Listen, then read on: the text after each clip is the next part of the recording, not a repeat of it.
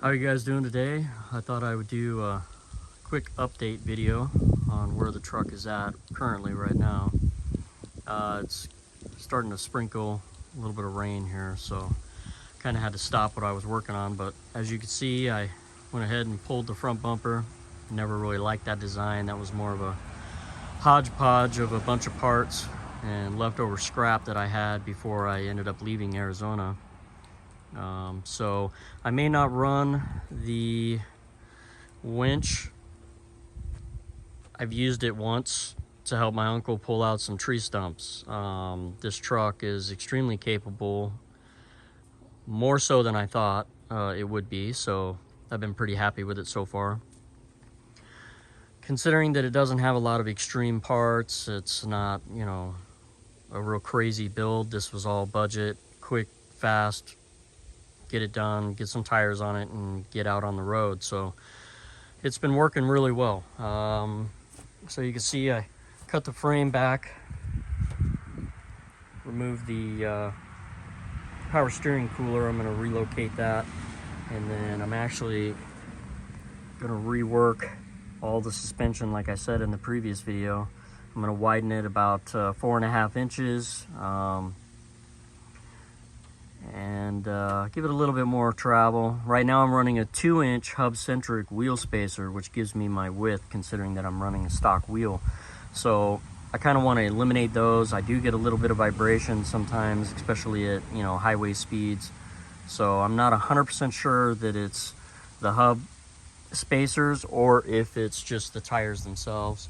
But I wanted to move the tire forward in the wheel well, away from the firewall. You can see I've massaged and beat the crap out of that. So I'm gonna go ahead and redesign it to where it's about 1.5 inches, 2 inches farther forward.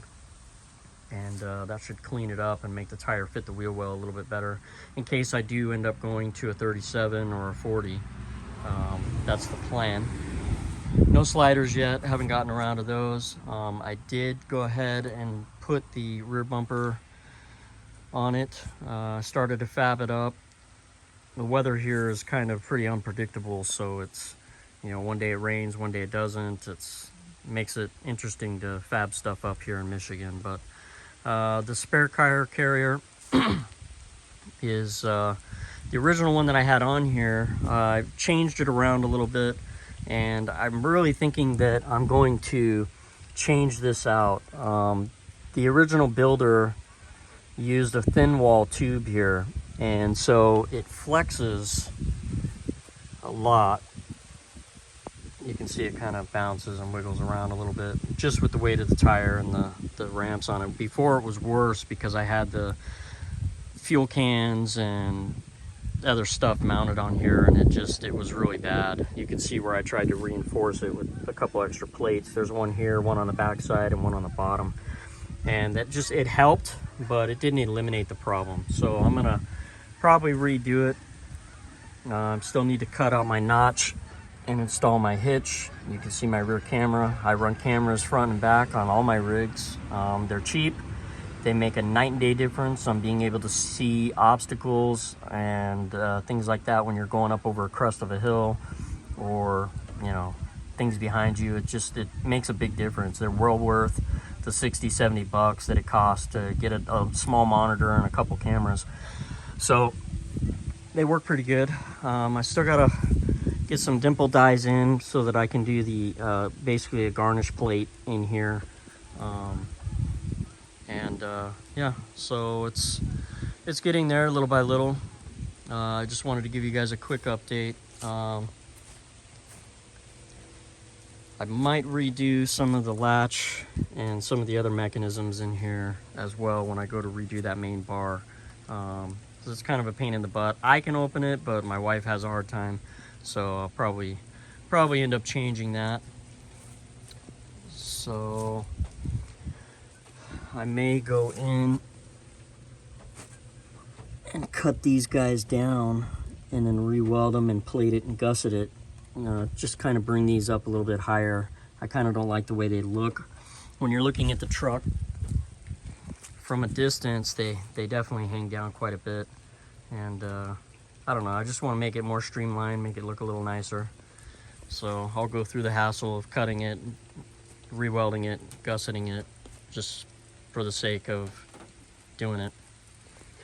So front suspension, I'm gonna start working on either this week or next week, and should have the front bumper. I'm still trying to decide on an overall design.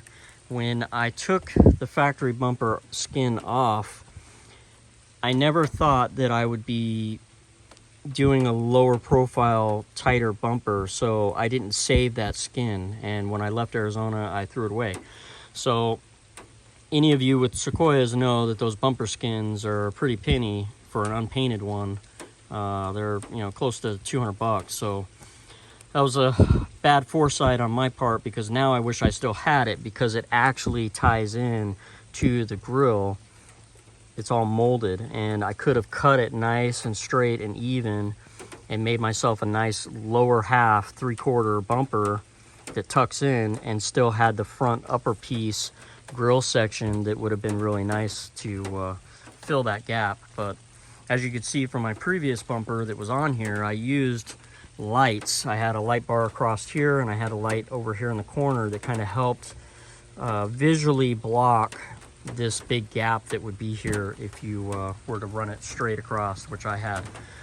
So I haven't fully decided on an overall design for this yet, but I will let you guys know. I'll probably do maybe a time-lapse video when I build it, and see if I can post that up on here for you guys to kind of watch if you're interested.